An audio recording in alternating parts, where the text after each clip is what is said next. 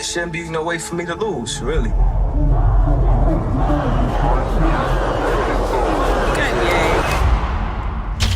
I was in 4th grade, I was drawing Jordans when my mama couldn't afford them. I was drawing those Jordans, getting kicked out of class for drawing them. These words are from Kanye when describing when he knew that he wanted to be a fashion designer, no matter how many people told him that he couldn't. Kanye's success is often driven by proving people wrong. When he was a relatively successful producer, he was repeatedly told that he shouldn't try to rap and should stick to his own lane. But he would soon make all of these critics eat their own words with the release of College Dropout in 2004, which is an undisputed hip-hop classic. With this milestone of becoming a famous rapper achieved, he also had further aspirations of becoming a fashion designer. The release of College Dropout showed that there was something different about Ye, both sonically and visually. His unique style of wearing a polo shirt and a Louis Vuitton backpack made him stand out and become a fashion symbol in his own right. In the video for the new workout plan, Kanye wore a polo t-shirt with the mascot bear embroidered on the crest. Given the hype surrounding Ye at that time, he could have easily made a lot of money by mass producing this shirt, but chose not to. When reflecting on this shirt in 2007, Ye told Complex, "There were phases where I could just do the bear on a polo, and it would have made 100 million. But I always say I was a designer before I was a rapper." 2007 was the year when Graduation came out. Everything we dreamed of, I'm like the fly Malcolm X by any jeans necessary. When Ye had cemented himself as the top of mainstream rap. So he now had enough clout to branch out into fashion. During that year, he co-designed a sneaker for the streetwear company A Bathe and Ape, or Bape, which contained the bear mascot on their signature shoe, the Bapesta. But more importantly, he started his own clothing label, Pastel. Pastel was founded around the same time Ye founded his record label Good Music. Both of these ventures had the same ethos.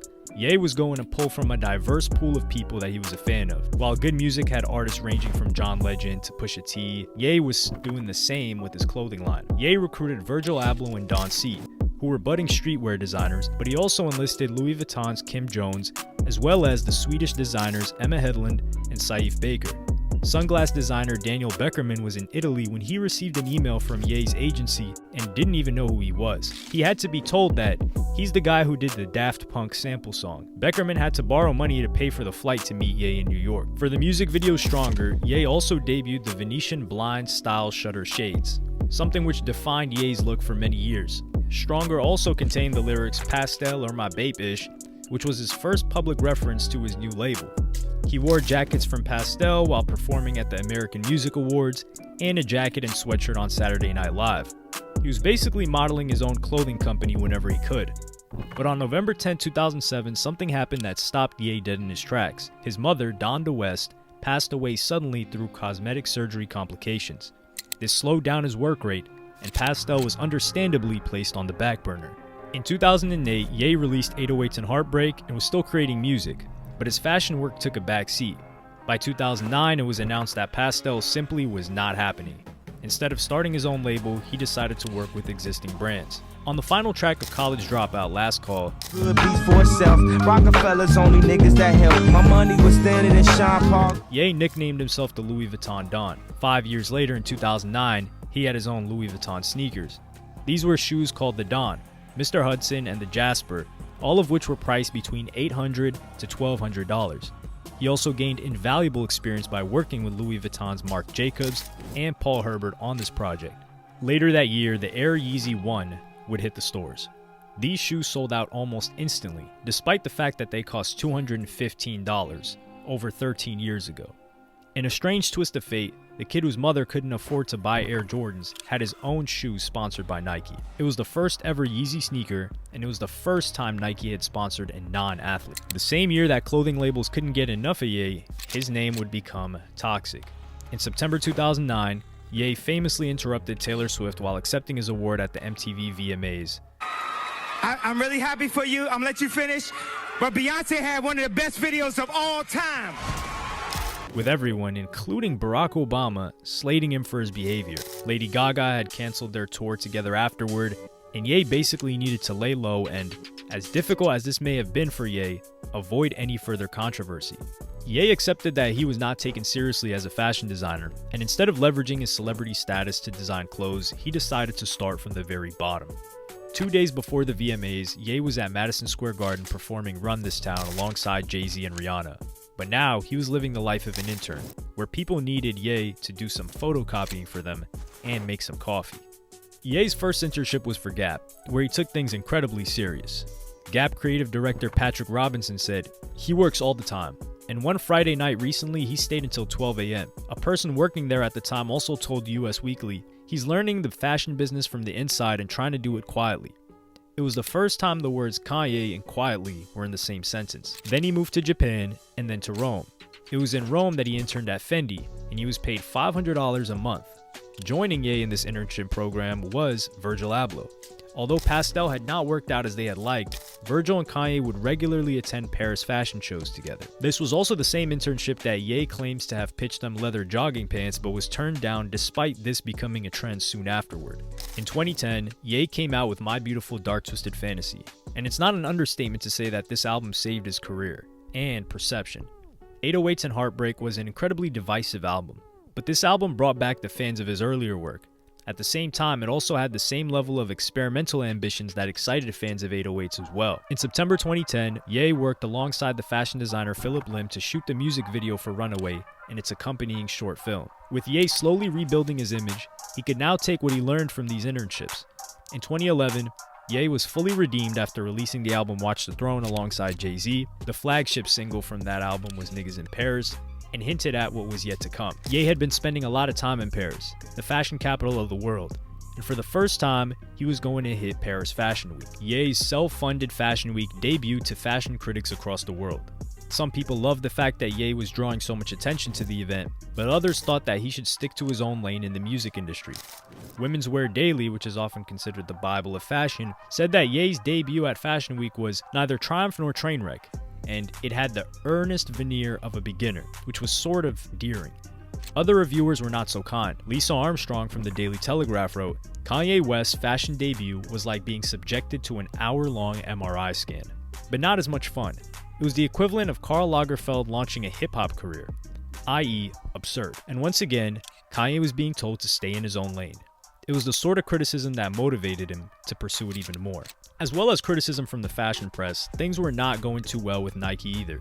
The Nike Air Yeezy 2 was released in 2012, and despite the shoe doing well, Ye was frustrated over financial issues. Essentially, Ye was not getting any royalties off these shoes. For every Air Jordan that was sold, 5% of the profit was going straight to Michael Jordan's pockets.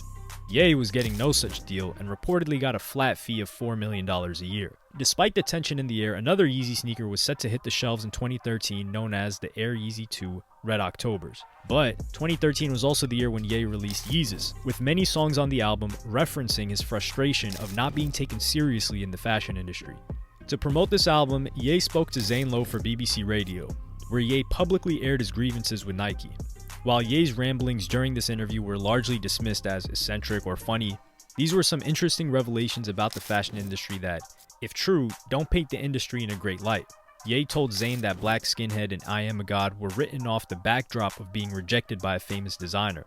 Ye told Zayn, I Am a God and Black Skinhead were made after Hedy Slimane didn't let me into his first Saint Laurent show. He wanted me to go, but he just told me I couldn't go to any other shows other than that. And I was like, wait a second. You're not telling no editor they can't go to any of your shows.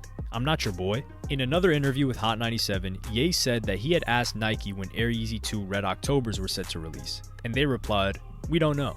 He felt like they were marginalizing him and keeping him at an arm's length. But if Nike were not happy with Ye and would not give him royalties for shoes he helped design, someone else would. As the old saying goes, my enemy's enemy is my friend. So Nike's rival, Adidas, decided to poach Ye, giving him the royalties he wanted and making their own Yeezys in the process. In February of 2014, Nike decided to release the elusive Air Yeezy 2 Red October shoes anyway. It was the last product that Ye and Nike would work on together. In July of that year, it was clear that Ye was still frustrated. At the London Wireless Festival, he went on a long rant on the fashion industry and didn't hold back. He claimed that he was being discriminated against in two ways. Firstly, he was seen as just a celebrity, but a more serious accusation was that he was treated differently because he was black. Ye said, because you know damn well there are no black guys or celebrities making no Louis Vuitton nothing. Then, Ye gives another example to illustrate that it's not just his experience. Another person who's black and also a celebrity is Pharrell Williams. Ye said, they let Pharrell make those glasses, and we like them, right? They let me make those shoes, and we like them, right? And they say, No, not no more. That's too much. Stay in your place, sit in the front row of that show, and wear this jacket I made you. Stay in your place. The argument that the fashion industry is racist was quite a big statement to make. Defenders of the industry would have pointed to the fact that neither Ye nor Pharrell had any formal training. The fashion industry typically employs designers with a degree or formal education in fashion, which is a barrier for many people, which may be the reason behind Ye's comments about the lack of black people in the industry. That being said though, during this time, Mary-Kate and Ashley Olsen were being praised for their fashion lines, The Row and Elizabeth and James, and both of them had no formal training or education either. In 2015, Ye was back being interviewed with Zane Lowe and talked about his Adidas deal and meeting with Adidas CMO Herman Deininger. Ye told Zane, he believed that maybe I had something more than how big my rap record was in me. He could tell, he knew. He's like, this guy has something to say and to give that's past the current box that he's put in. That same year, Ye launched Yeezy Season, which would become one of many of Ye's fashion shows under this name. The first few years of Ye working with Adidas and launching Yeezy under this line were an example of him finally breaking into the fashion industry. It was over 10 years since the launch of College Dropout, but he finally had people eating their own words once again.